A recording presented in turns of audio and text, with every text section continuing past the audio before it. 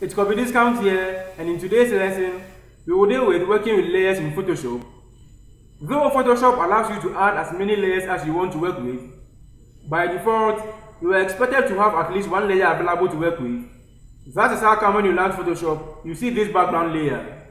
You cannot delete that background layer until you add another layer to it. The shortest way to add a new layer is by clicking Ctrl, Shift, and then N.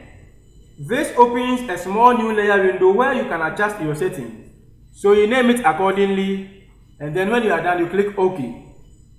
Another way you can create a new layer is by clicking on the Create New Layer icon you see here.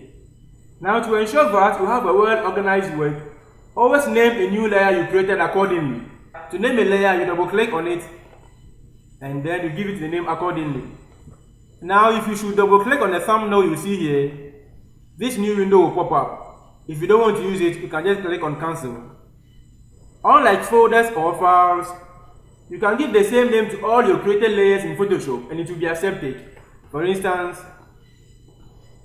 I named this as trial. Let me give it the same name. Same name to this as well. And it's all accepted, though it all bears the same name. You can perform whatever activity you wish to perform in Photoshop with a single layer, but do that only if you wish to lose your painstaking design. For the purpose of this video, let's use this as an example. Now I can add as many shapes to this layer as I want. Now remember, it is a single layer.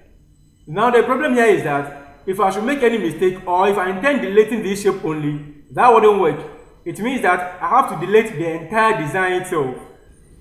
Also, if I want to move this shape only, that won't also work.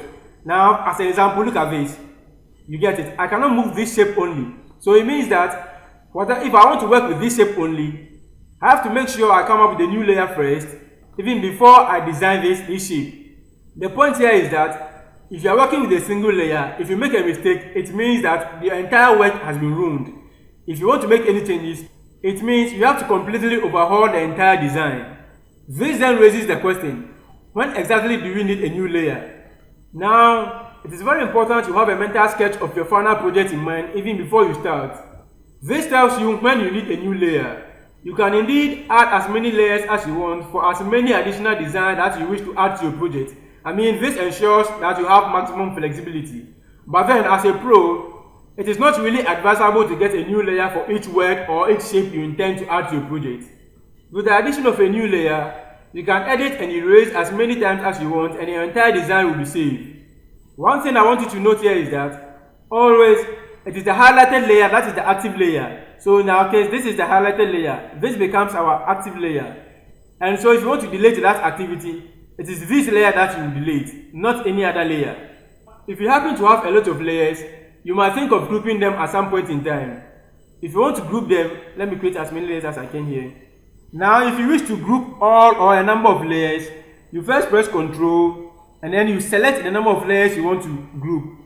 So in our case, and then you press Ctrl J for group, and this will place the selected layers in a folder. As you can see here, all our selected layers have been placed in the folder.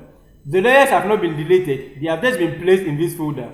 To open the folder, you click on the arrow you see here, and then all your layers will be made available to you.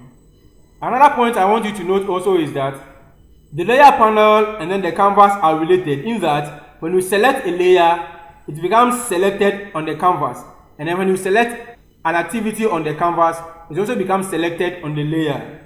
One important thing I want you to take home is that when working with Photoshop, create as many layers as possible for any activity you intend performing. This way, you wouldn't ruin your entire project if you should make any mistake. See you in the next lesson.